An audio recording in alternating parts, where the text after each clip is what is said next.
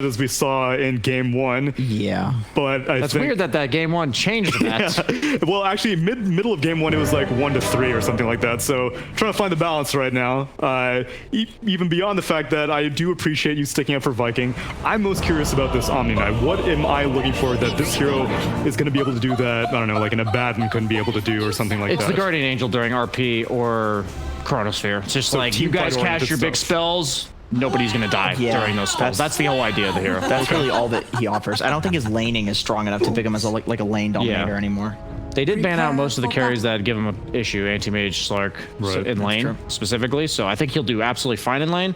And I know Zai is like super good at these wonky heroes that you just don't see very often. I kind of feel like they just want to try Omni. That's what I'm saying. Zai's like, dude, just give me Omni, bro. And he played Snapfire offlane the other day, so I feel like he just wants to play it. But Zai wants to play it. I want to see it. Let's pass it over to our casters for game number 2. I also want to see if the best team in Dota 2 can win with the worst hero in Dota 2, at least according to Jenkins. Kyle, do you agree with that assessment? What is? I thought you were talking about Wind Ranger, because Slacks is upstairs as it gets picked. He's like, oh no. I mean, if anything, he's going to be very torn. He's got Wind Ranger and Omni Knight on the same team. Like, is he cheering for that team to lose or win? Who knows? Did you know the Omni Knight has 100% win rate here at Omega League? How many times have you been picked? 2 times. Oh, well, there you go. In the Divine China region. Okay, yeah, it's not been picked at all in the West. No. That is what you sound like. Amateur. The battle begins.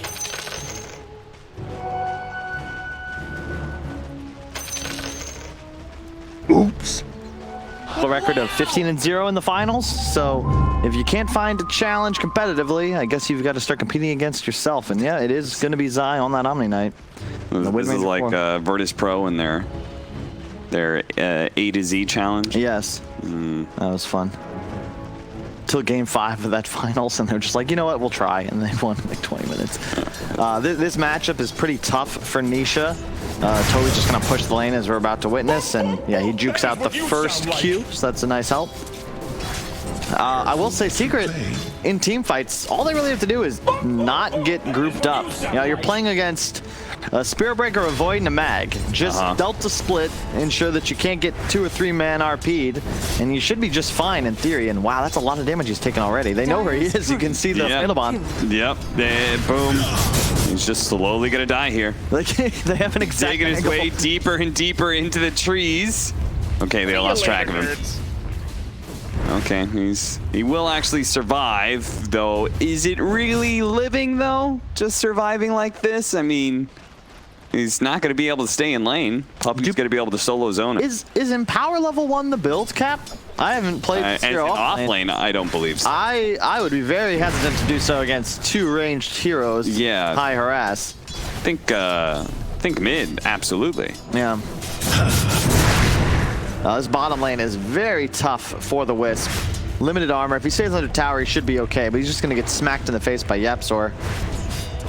But yes, that is something we should absolutely point out, is that Toby is going to be playing the mid Necrophos, and Boom is going to be playing in that offlane position. So maybe this is just a little bit of inexperience, perhaps? Well, it's interesting because the thing about it is most of the time, I think that the value in lane swapping when you put stuff like your mid player going off lane is if the matchup is superior, because you can't predict it, right? If this was Toby playing Mag, they would know it's going off lane. Yeah. But I don't think that this surprise factor really helps them in the laning phase, because Mag going top instead of Necro is... It's not a huge lead. It's not like a Bat Rider. It's not going to totally change the matchup. In fact, it's arguably worse for the Mag than the Necro. Yep. No, it's a matchup that we've seen Drow Ranger picked into a number of times, and it always wins the lane, I think. Yeah. That's the question as well. It's not seen that often because people just don't play Warlock very much, but I love playing Warlock into Spirit Breaker. It's just this really fat, tanky hero that never buys BKB until late. He's going to charge forward. You're going to Fatal Bond him plus 1 or 2 other heroes. You Fatal Bond 3 heroes, it's like 75% damage increase. And there's always going to be a Wisp nearby as well, right? If you're going to reload in. So it's a really nice pick from Puppy. It also is great follow-up to counteract an RP or a Chronosphere, and they have the GA, as the panel mentioned. Throwing out a couple more shots. Boom. Again, staying alive. Fortunately, the creep wave's going to push into him and all that jazz, as long as the hard camp doesn't get pulled, and that's what Aramis is currently trying to make sure doesn't happen. Shad, he's 15-0 right now, so he's doing okay in the CS, but Zai is totally free farming in comparison to poor old Boom, who's certainly not doing that. And our mid lane matchup, about even here with the Ember Spirit picking up a few more denies, so Nisha doing very well. He should be expected to use a more regen, though, I'd imagine. That's the second salve. So probably about even in net worth. Midas will be the build on Shad. Again, just fear for Vikings damage output. Yeah. It's Void and Necro versus the world. They've got a lot of global mobility. We saw them abuse this yesterday in their win. It's just much more difficult against Secret's lineup because Ember Spirit, very mobile, and oh my god. Shackle shot into the double nukes. Shad, though, that shackle shot didn't actually last long enough, so he undid both nukes damage, I think. So look that way. That was kind of a waste. I just can't believe in any Void lineup that doesn't have like clear damage to pump in. Yeah. Right? Your ranged heroes are Wisp and Necrophos. Yeah. And Necrophos obviously like may not even be able to get his Q off. Yeah. Because it's pretty close range, and single target Reaper Scythe isn't the most valuable thing either. So yeah, that's the trouble. Is I look at Secret's lineup and I see, okay, all 5 heroes have some kind of nuke. They have some way of using mana, deal damage. Viking, Radiant are scanning. Wisp, Spirit Breaker, not so much. Same with the Mag. It's all about the Void hitting really hard and Necrophos staying alive. But if you're Secret and you can just spend one of your big ultimates to disable or neuter the influence of an enemy core, where's the damage actually going to come from? Shad's got the Midas queued up. We'll see if he goes for that instead of like a Mask of Madness or something, but typically they just kind of have to win the lanes. That's the key for Viking here. Pull back on Puppey. He cuts through the trees to be able to sneak back to the tier 1 tower. Living for now. I feel like we're being a bit negative for all Viking GG in this entire series, and mostly because, well, we've had to. That game 1 was a bit of a stump. What are the upsides to their lineups in this game 2?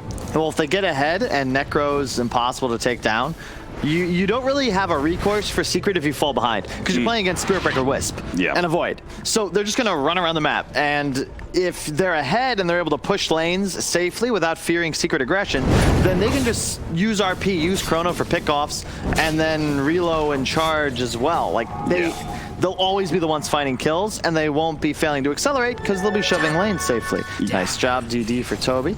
Yeah, no issue in getting on top of the Draw Ranger, right? Like, charge onto him, relocate once the charge is close. Exactly. You can't defend Matu in this game as Secret if you're behind. They just run at him. Especially if you get like the sandwich move, you can only gust one combo. Maybe he does it to the IL +1, but it still means the charge is going to come through from the Spirit Breaker. No, Secret really, Zai loves this offlane bottle. I don't see many offlaners picking it up, but it's 2 games in a row now. Yeah, I've seen it, and I was like, okay, I'll try it out myself, and I just feel like I never get enough use out of it. So I have to imagine that's just one of those things where team synergy-wise, they just give him a lot more opportunities to refill. Good first blood there from Secret. Yep, he's went for the triple Wraith Band on Matu, so he's very strong in terms of right click and. Nisha, nice dodge there with the Slight. That is the trouble with Spirit Breaker versus Ember. Yep. And a bit of trouble here for Toby, though the Flame Guard burned away. Oh, he's got the Reaper Scythe, but Shadow Shot goes through, and wow, that was enough. A nice bait there from Nisha, setting Yapzor up for the kill. I can't believe he got that kill. And of course, Yapzor, he gets the last hit, as always, and now he'll take a bottle charge as well. That's his tax. Yep. And he can very easily build into a fast MKB. He did it on the Marauder before. Hey, might as well do it for the Wind Ranger. It's funny, because Secret, they play such a diverse hero pool, but if you really pay attention, oftentimes their role players end up doing the same job. It's just a different dressing. And in this case, Yapzor probably just asking you, just, give me a ranged hero with a good set. Gotta have the skin upgrades. and buy MKB. Same kind of archetypes everywhere. Zai is going to be playing, you know, who's the offlane DK at some point in time, Underlords, Omni Knights, Yeah. you know. He's going to be that big tanky boy that draws a lot of attention. Yeah. Probably get some team fight itemization in there. The big thing for Secret, oh, hang on. No point in silence. Yeah, and that does mean that Matuma, okay, if we can get a shackle somewhere in here, they can't even do enough damage. Jeez. Yeah, he's got so much armor, and this is a physical armor combo. He tries to get off a couple of arrows there to finish off one of these two heroes, but in turn, the two strength heroes are the ones that are too tanky to go down. I don't think he expected Toby to be there all of a sudden. Yeah, just kind of like wraps behind the tier 1 tower and walks through it. Yeah. Now, Secret, the one thing they do that's a little different from most other teams is oftentimes Zai ends up on like a 3.5. His farm priority is lower than a lot of other offlaners. Yep. And they don't necessarily give that extra space to the cores. Oftentimes it's the two supports of Secret, much like we see here from Puppy. Mid lane this game, previously he was top tier 1 as the Treant, soaking up that XP and gold. And this is the Secret special. 8-9 minutes in, one core that's ahead rotates. He's the space maker. They give their 5 position that level advantage. They should have Golem for their first move. And 4-1 the score. Slight lead for Secret. Zai doesn't want to be sticking around in this lane against Shads, knowing that he's got Chronosphere up. And the Chronosphere is going to be used here. See if they actually get the kill. Looks like he's probably going to have a chance to get up Purification, but it's still going to be chased down by the Spirit Breaker. Aramis. No hoping bashes. for a high 5. No bashes from anybody right now, but there goes the Shockwave from Boom to take the kill. Meanwhile, though, top lane, they managed to get the kill on Toby. Yeah. Much of it. I love that from Secret. You know, Zai recognizes he's dead and just dives further into the enemy area of the map. Secret don't even consider helping their boy. Instead, they kill the enemy mid. Yeah, get a kill that's much more value. Look at that. Puppy protecting the bottle refill for Nisha. What a bro. Every coin helps. And Yap's, I love how Yap's was buying a tome. Already level 6, but you know, it's Yap. And speak of the devil, Zai's net worth being rapidly encroached upon by his 4-position Wind Ranger. Yeah, yeah. No surprise there. Level 6 available on Puppy, so why not push this mid tower?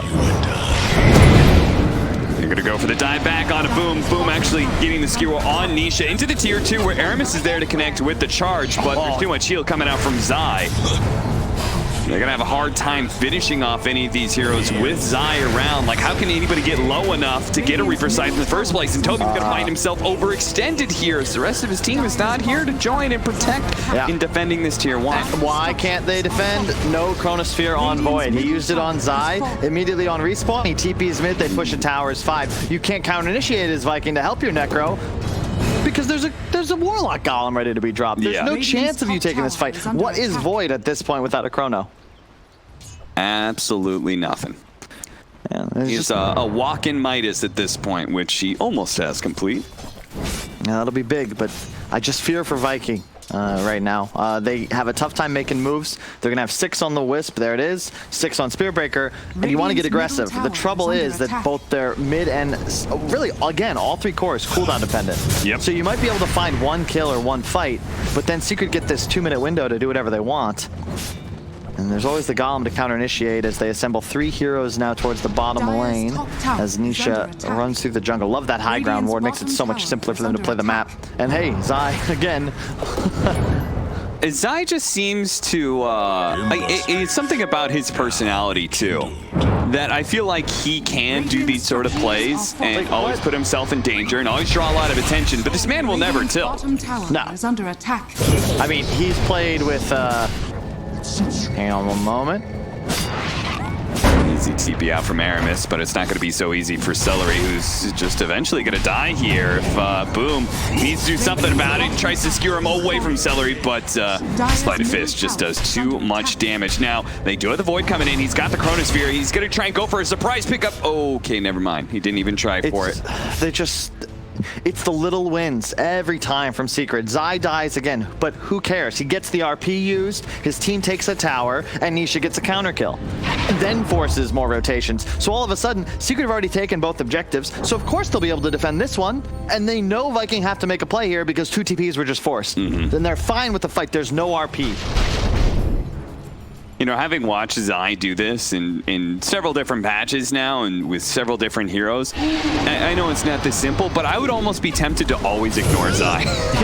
Because he's so effective at just being able to bait out like really big rotations for a minor kill. Aramis, he does go down. Toby going to be in some trouble as the relocate going out from Celery is actually going to cut the tether and instead use it, bring Toby back to the fountain. Oh no, he's going to have to use the Chronosphere to be able to survive through this, but he didn't grab Nisha in the process. He's able to kind of loop through, time walk away, but Puppy, he could drop the golem if he wants to. Nisha wants him to as he dives in, hits it with the purification, the golem follow-up. Celery comes back in from the relocate. The tether save, is it going to be enough to bail Shad out? He's only got 2 levels of the time walk, so he's got to cut his way through these trees. And there's Matama Man, able to block off his exit with those frosty arrows. The discipline from Puppy there, just holding the ult, using it as the tether comes in. And just, as long as he's got that in reserve, Viking don't feel comfortable to force a fight. And RP was used on Zai earlier, the Chrono forced defensively, relocate forced defensively. Viking want to be playing for tempo. They want to be being aggressive with these spells. And because Secret are kind of just leading them around the map by the hand, it's on their terms you're forced to fight, and ultimately Viking don't get the opportunity to play the draft the way that they want to.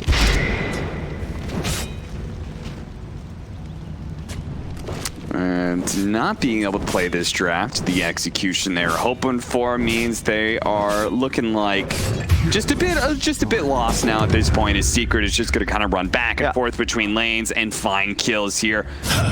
Still got Ghost Shroud up. Toby can start dodging some damage, but he doesn't get it off before the shackle. There's just no spells. You don't have Chrono, so Shad isn't a Dota hero. He has a Midas. Radiant's top tower Secret, is under attack. even though the net worth was only 1K a few moments ago, it was the map control that was more important. It has nothing to do with the net worth lead. It's how Secret are able to play the map. They've all of a sudden got total control of the Radiant top triangle, and now they can just do as they please. They have vision on the Void right there. Oh no, that was us having vision. Just kidding.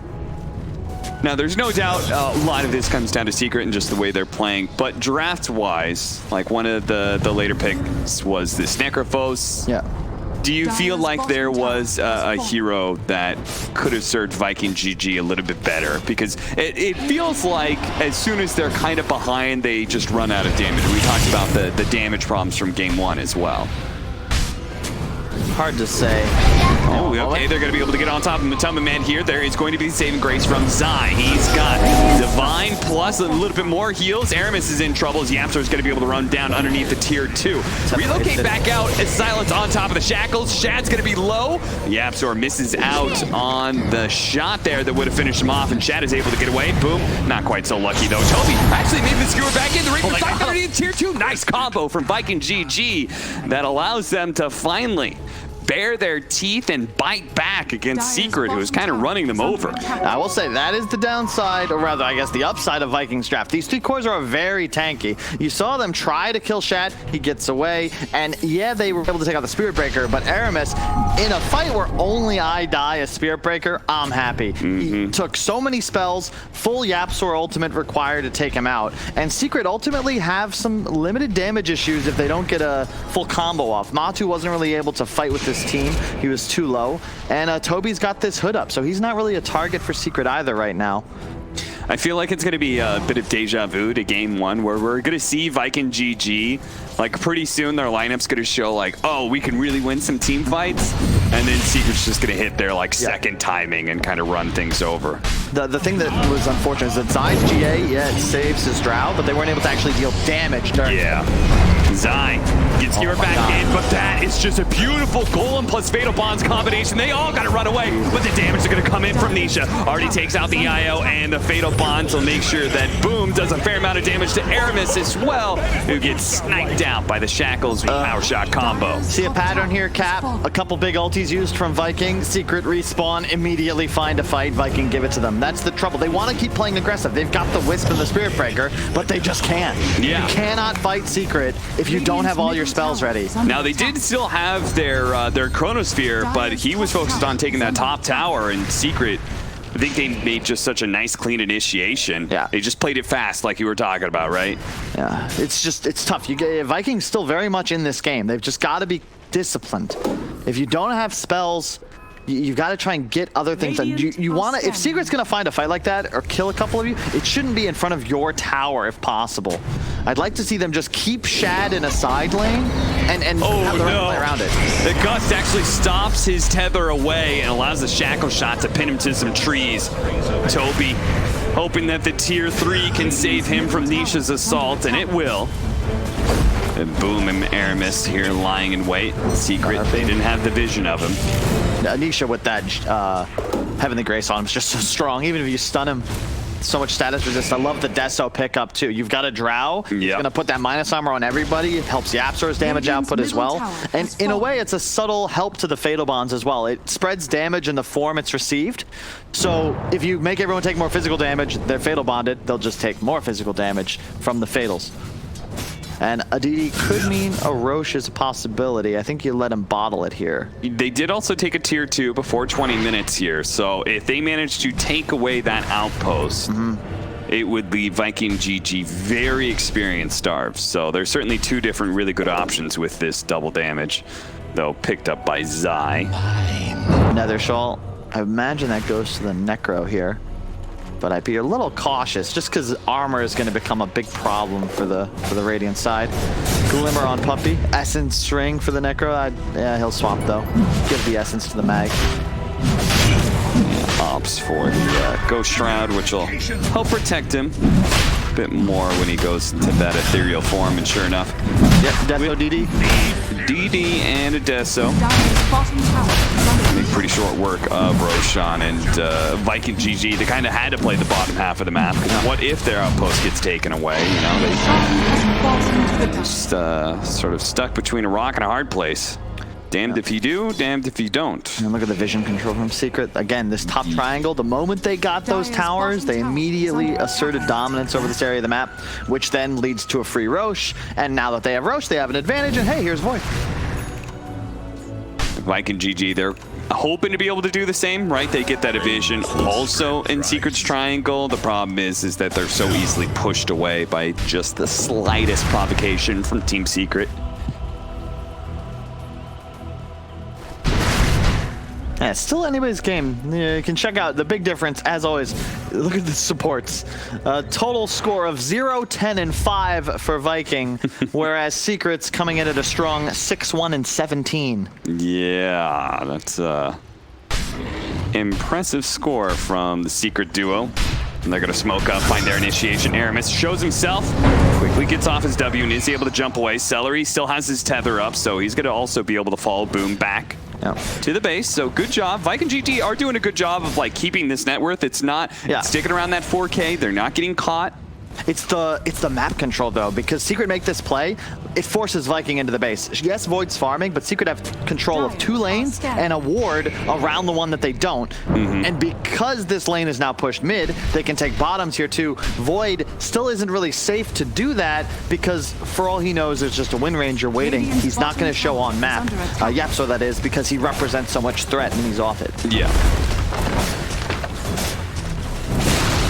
Dire's top tower is under attack. Manta into Diffusal Blade, so give it a couple minutes and our Void will start being able to pump out some real good damage.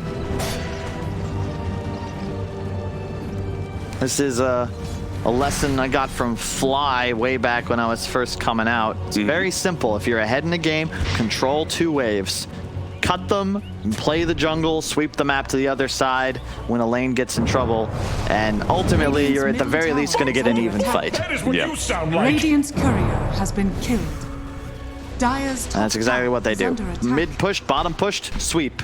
Force Viking to the other side. Once you know they're in base, we'll go run at them. They've got some really nice defensive vision. Shad sees all of these heroes coming, but I don't think he got out of the way in time. He's going to turn around, start banging on Nisha before he time walks away. relocate out, so this will probably cost the IO his life, but he's had really nice timing on those. Yeah. You notice like the reload's out, the tether comes in maybe quarter second before the reload. Very necessary when you're playing against all these quick stuns, like the shackle, the golem that could come out from the warlock as well. right.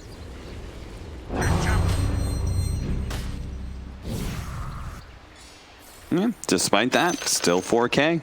There's always somebody from Viking GG hitting one of those side lanes. Right now it's that Necrophos that Secret are rotating to, but in the process there's kind of a support in the way, and that is, or actually that's Shad there in the bottom right, so. Bottom tower is under attack. They're gonna try and keep from doing the same pattern.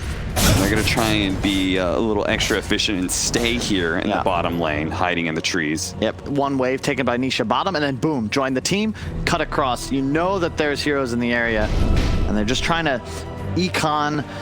economic warfare rather, waged against Viking here. They're gonna know Magus here, and Yapsor, hello.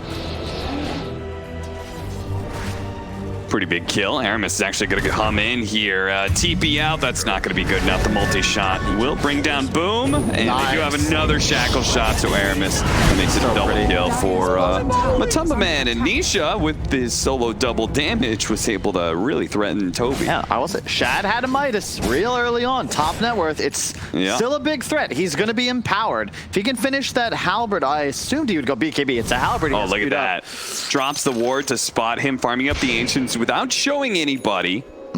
But relocate in to make sure that Shad 100% can get out. Viking GG have no problem losing some of these heroes as long as Shad survives. 2 seconds. Jump over. Ooh, that was a close call. Does manage to get away. That was a Hollywood level escape. Yeah. I was watching the opening scene to The Matrix for a moment. The telephone call came just in time. But relocate used, and now Secret knows, hey, 2 enemy heroes are in base. Let's run towards it. They're just... It feels like Secret's going faster and faster, but Viking GG are still keeping up. Secret need to keep playing near flawlessly. Even with a 20-5 kill lead, they're not yet in that commanding position. And again, that whole net worth lead, look at Yapsor. He's the one ahead. No one else is. This is an even game, except the Wind Ranger has an MKB, and the Spirit Breaker has, well, Tranquil's drops. And a blink on Yapsor as well. But he is 6-0 and 10. He's earned it, all right? Can Void like just straight up 1v5 this game? Because like that's the way Viking GG is basically playing, is that they're kind of setting him up to get 75% of the farm that's available on the map. It's definitely possible, especially with Empower and a Wisp. And if they can get to a point where they're ahead, if Viking are ahead, they can just dominate map control. The trouble is they've been on the back foot this whole time, so it's Secret constantly sweeping around. They get a little bit of a lead, and suddenly it's the Drow and the Wind Ranger afraid for their lives if they show on vision, because they might just be charged reload on. Toby, he's got a Lotus Orb, so he can quickly remove the shackles, but he's going to be caught by the shackle shot. The Absor. Yep. It's got to be Shad doing that. Aramis is going to go for the pickoff here on a puppy, and they should be able to get this rather quickly. If he got that Golem Fatal off, could have been real spooky. Aramis, oh, such long-range damage, but fortunately Celery's there. He's been on point, man. Celery, it's a tough game for his team. What's his kill death right now? 0 and 6? Okay, not as good as I had hoped. But I think the points still stand. I mean, it definitely could be a lot worse. It could be worse. The fact, like, we've only seen Secret manage to pick up, like, what, maybe like 5 kills over the last, like, 6 minutes, and literally all they're doing is hunting nonstop. And that also leads into your point of what you were saying. If Viking GG are ahead, they can dominate map control. I feel like Secret are very aware of the high ground threat that is there. They can't just simply go, hey, we're stronger than them right now, let's go high ground. They lose one fight and this game could just flip over on its head real quick. Yeah, the graph's telling the same story where, it is Secret right now making all the plays, but Viking are hanging in there. It is not a repeat of game 1. Secret don't have that same potential to just utterly dominate a team fight. They need to have ideal spellcasting, and ultimately it's Viking that should be in control of an engagement if they're able to get the critical targets. You want to find Puppey first, maybe Yapzor, and do something to neutralize Zai. Because if you get off a Chrono and then everybody's G8 inside of it, it's just a full reset. And Viking need their big cooldowns a lot more than Secret need theirs. So Viking GG, they're currently the Dota representation of a kitty cat motivational poster. Hang in there, buddy. 6-21, just trying to draw things out and wait for a mistake from Secret while trying not to bleed too many heroes. And Yapzor, he goes for a kill onto Aramis, but they've immediately relocated onto him. They're gonna be able to get this kill. They're gonna punish Yapzor for that kind of play, trying to do it solo too. That is a wicked 6 streak and the extra death timer on him. That was really funny. I would have liked that move a lot more if they'd been waiting in the wings so they could have saved Aramis, but you'll trade your 4 positions. We just remarked on how gross the net worth disparity was between them. Yeah, level 16 on Yapzor to the 10 of Aramis, so you're fine with that? They're gonna go one more. Puppey, he's got Ghost Scepter and Glimmer Cape. That'll only help you so much here. Puppey, are you willing to drop the Golem here in an attempt to turn around? The rest of his team is here to bail him out, and Puppey's good. Yeah, I think you gotta go for a Nullify. The problem is Void needs so many items in this game. When he gets them all, it's very dangerous for Secret. But I think you'll want a Nullifier at a point. You need an MKB, because the Drow's gonna go for a Butterfly. Yeah. His offense hasn't quite been solved, but his defense is looking really good. You could see he's kind of fiercely jumping at Team Secret now that he's got the Heaven's Halberd plus the Manta. He's feeling good about his options. You can also purge off the Heavenly Grace, which is going to be real spooky as the game gets late. Yeah, same goes with Guardian Angel, right? I'm actually checking that because I didn't know if I could say that confidently. Yeah. Oh no, it's any Dispel now. Yeah. Was it GA that's undispellable now then? I think, oh no, the Grace isn't, the GA is. Oh, is that what it is? Yeah. Okay. You cannot remove Heavenly Grace, you can remove GA. That's what the Nullifier is really for. Because then there isn't really a counterplay for Zai. Even if you were to get an Ags up, you just save Nullifier during Chrono for the Purge. Okay, well, they had to give up that last Roshan, but this one that is just about to spawn, Viking GG have a very real chance of being able to force a fight. I love that Halberd. You have a Wisp on your team, you're going to get the HP regen increase. In addition, you can disarm the Drow. Yeah. Plus, it forces Matu to think about an MKB. Yeah, of course, the Wind Ranger already has one, but you're not really too worried about him as the Void. And, well, if you are, then you have more problems than just Yapzor. But it allows you to deal with this Drow a little bit better. This next big fight, they got the charge of the ideal hero. Trying to track down Puppey. Gonna cancel out on the charge, a little bit scared. The bulldoze, oh jeez, that physical damage so much, and look at that from long range. The initiation comes in, but it's denied. The Gus stops the Void from being able to get in there. He doesn't want to pop his Manta just yet. Unfortunately, he'll be able to heal everything up here, but missing Aramis, I think they feel like they're gonna have to just wait and let Secret start banging on Roshan a bit. And try and jump in last second, but Nisha's not going to try and give them that opportunity. He's going to be disrupted. He's going to get in Viking GG's face. Jumps away before the RP can land. Shad goes into the Roshan pit to check things out. Roshan at half health.